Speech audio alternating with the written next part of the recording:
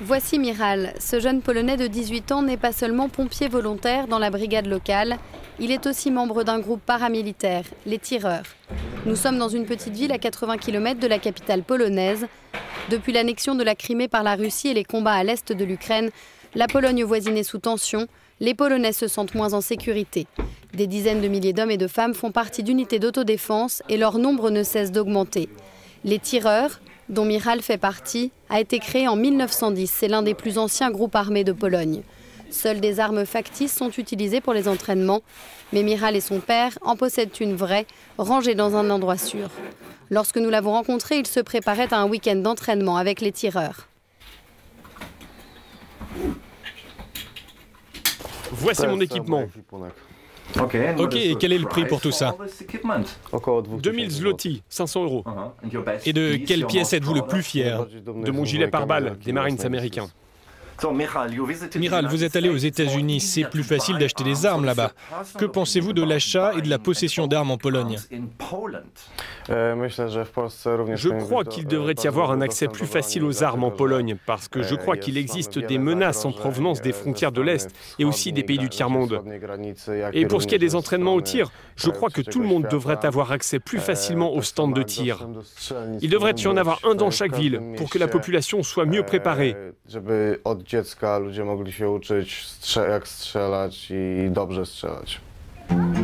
Michal se rend régulièrement sur ce site de camping familial pour suivre ses entraînements. En parallèle, le gouvernement polonais commence à créer la force de défense territoriale, une sorte de milice pour renforcer la défense dans l'hypothèse d'une invasion de la Russie. En 2023, cette force pourrait être composée de 53 000 hommes, soit plus de la moitié de l'armée régulière polonaise. Mais Euronews n'a pas été autorisé à filmer cette force de défense territoriale. En Pologne, le débat du moment consiste à savoir quelle sorte d'armes ces paramilitaires doivent avoir. Armes lourdes, légères, des drones. Quels seront les avantages pour la défense polonaise et pour la coopération au sein de l'OTAN? On ne peut pas s'empêcher de se demander comment les choses vont évoluer. Mais en attendant, regardons comment fonctionne ce drone. Le gouvernement polonais de droite populiste veut intégrer les volontaires paramilitaires dans la force de défense territoriale. Cela coûterait 800 millions d'euros. Euronews a eu accès à des informations confidentielles selon lesquelles Varsovie opterait pour un concept d'infanterie légère. Le principal équipement sera des armes fabriquées en Pologne. La pause déjeuner de Michal nous permet de lui poser la question: la Pologne est-elle vraiment menacée ? Je pense que oui, la plus grosse menace envers la Pologne vient de la nation russe et de Poutine.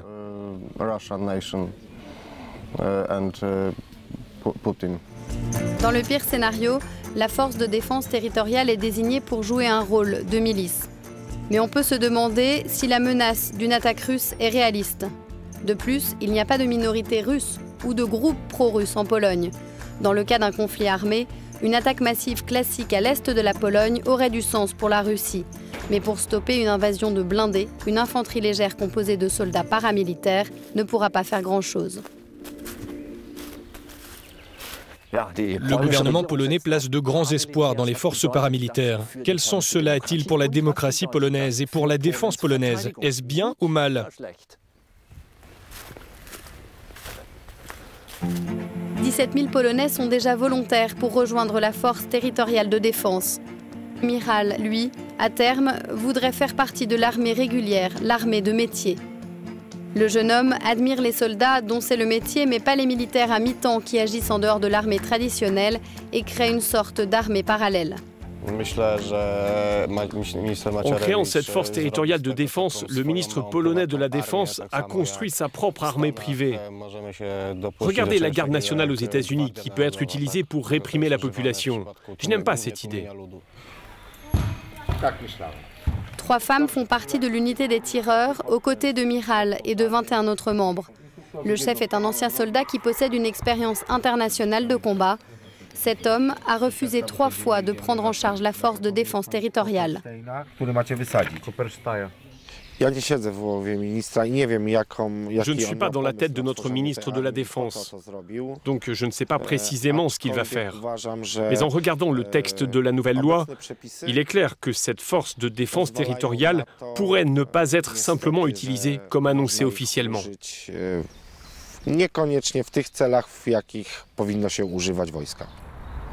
Ce bâtiment de l'époque des Tsars est le quartier général de la force de défense territoriale. Selon le porte-parole, cette force a plusieurs avantages. Les civils locaux sont extrêmement motivés pour défendre leur territoire et ce sont eux qui connaissent le mieux les infrastructures locales.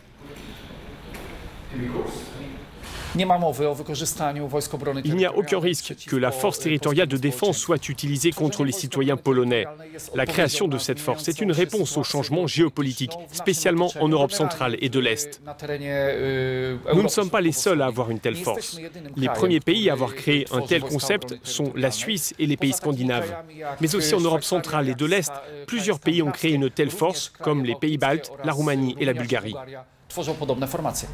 Nous allons maintenant rencontrer l'un des leaders de l'opposition, l'ancien ministre de la Défense.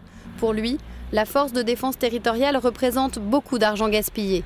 Il l'appelle armée partisane et la juge inappropriée au XXIe siècle. Selon lui, les ressources financières devraient plutôt être utilisées pour renforcer la cyberdéfense polonaise et pour acheter des équipements militaires plus modernes, comme des hélicoptères, mais ce n'est pas tout.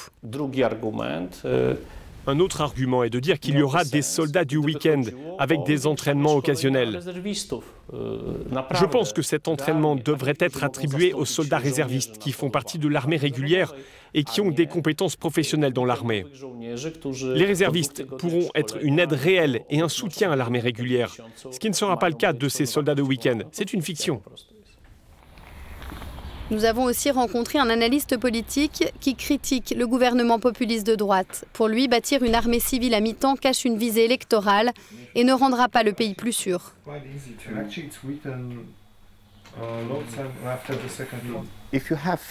Si vous avez 50 000 personnes, cela représente votre électorat. Pour le ministre de la Défense, cela représente 50 000 votants plus leur famille. De retour chez Miral, le jeune homme nous présente sa mère, Monika, professeure de langue, son père, Alek, kiné, et son petit frère, Franek. La famille partage des points de vue et des valeurs pro-européennes, comme la liberté, la tolérance et la diversité mêlées à un solide patriotisme polonais. Pendant la Deuxième Guerre mondiale, les ancêtres de Miral se sont battus en Italie et à Varsovie. J'ai décidé de rejoindre les tireurs à cause de mon histoire familiale. Tous les hommes de ma famille ont été soldats pendant plusieurs générations. Par exemple, ici, regardez cette photo. C'est mon arrière-grand-père qui était dans la cavalerie. Il a été distingué par la plus haute récompense militaire de Pologne pour son courage. Je veux poursuivre l'histoire familiale.